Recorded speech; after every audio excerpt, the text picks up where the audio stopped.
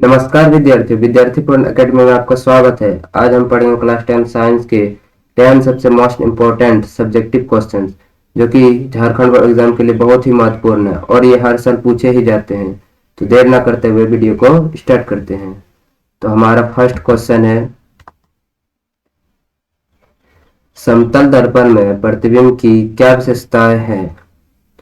तो फर्स्ट विशेषता है, प्रतिबिंब सदैव आभासी तथा सीधा होते हैं। जैसे कि आप देख ही सकते हैं इस तस्वीर में, प्रतिबिंब हमेशा सीधा ही होते हैं। प्रतिबिंब का आकार बिंब के आकार के बराबर होता है।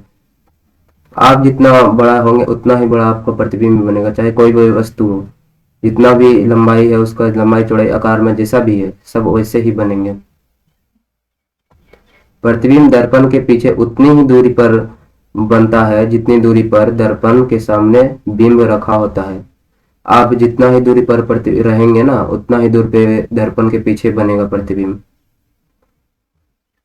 प्रतिबिंब का पार्श्व परिवर्तित होता है। जैसे कि आप देख सकते हैं इस तस्वीर में, लेफ्ट हैंड उठाया है तो यहाँ पे राइट हैंड दिख रहा है। आप भी देख सकते हैं अपने आपको। तो नेक्स्ट क्वेश्चन देखते हैं, क्वेश्चन नंबर 2। दृष्टि दोष किसे कहते हैं। 3 प्रकार के दृष्टि दोष के नाम लिखें। इसे दूर करने के लिए किस प्रकार के लेंस का उपयोग किया जाता है।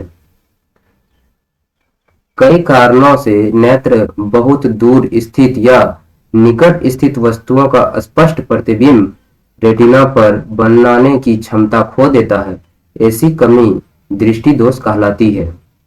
दृष्टि दोषों के नाम, फर्स्ट में है निकट दृष्टि दोष। निकट दृष्टि दोष में निकट की वस्तु तो साफ साफ दिखती है, लेकिन दूर की वस्तु धुंधली धुंधली दिखती है। इसे दूर करने के लिए अवतल लेंस का उपयोग किया जाता है। और दीर्घ दृष्टि दोष, सेकंड है दीर्घ दृष्टि दोष। दीर्घ दृष्टि दोष में नजदीक की वस्तु तो धुंधली दिखाई देती है, लेकिन दूर की वस्तुएं साफ साफ दिखाई देती है। इसे दूर करने के लिए उत्तल लेंस का उपयोग किया जाता है, जरा दूरदृष्टिता।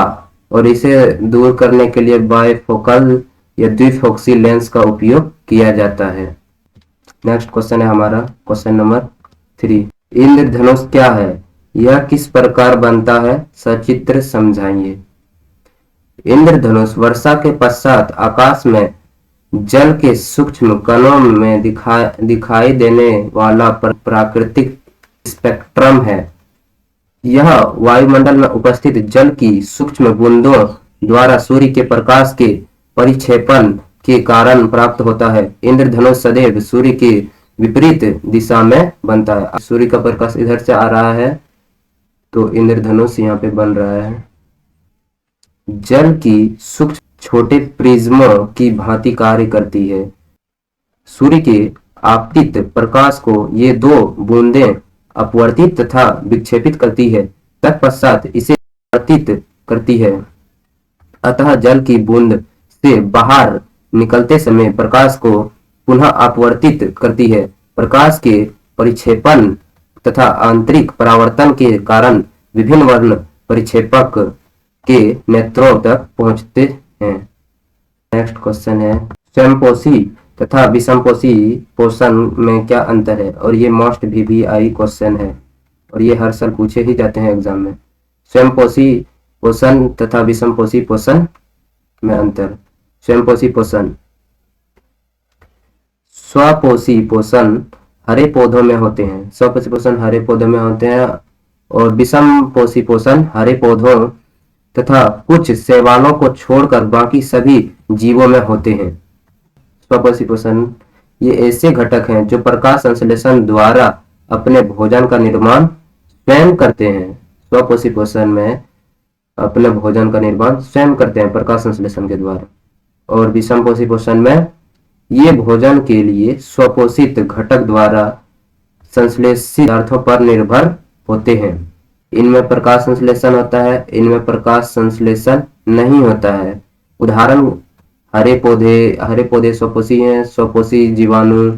इसमें विषमपोषी पोषण उदाहरण अमीबा, मेढक, मनुष्य। हम लोग भी अपना भोजन के लिए पेड़ पौधे या जीव जंतुओं पर निर्भर हो रहते हैं। हमारा नेक्स्ट क्वेश्चन है,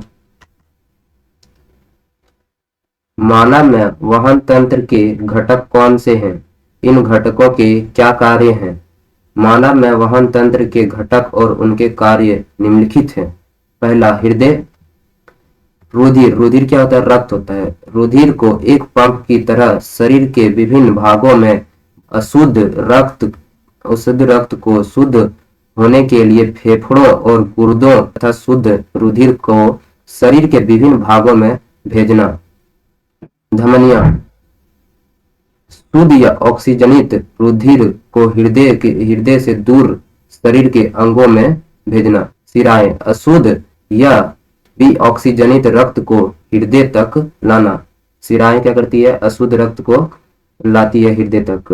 कोशिकाएं, रक्त को शरीर के संकीर्ण भागों एवं त्वचा में भेजने का काम करता है कोशिकाएं। बिंबाणु, बिंबाणु या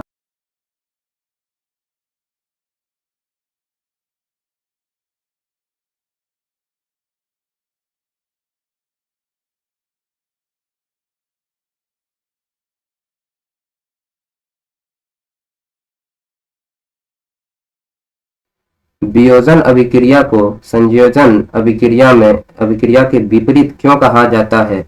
इन अभिक्रियाओं के लिए समीकरण लिखें।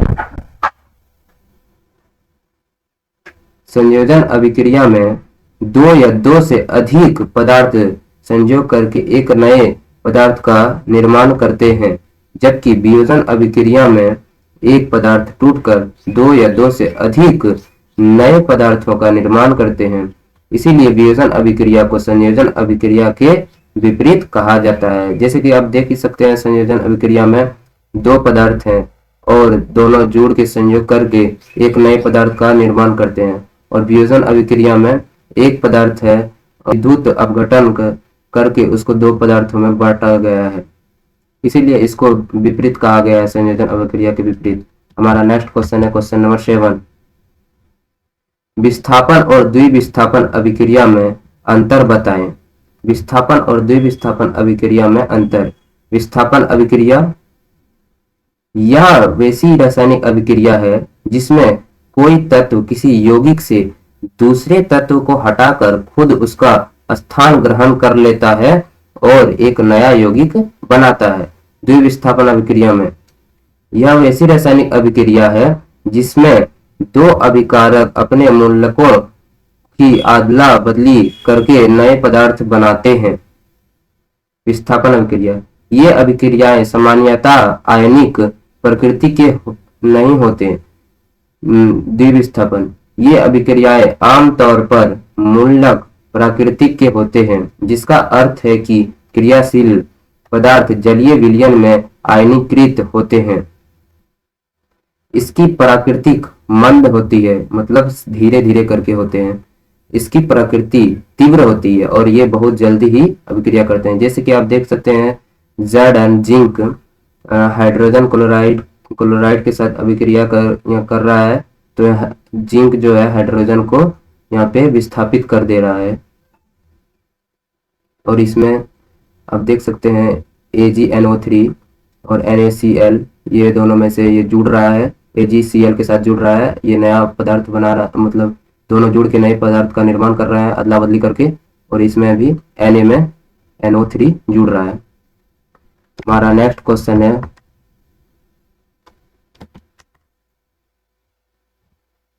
पीतल एवं तांबे के बर्तन में दही एवं खट्टे पदार्थ क्यों नहीं रखने चाहिए?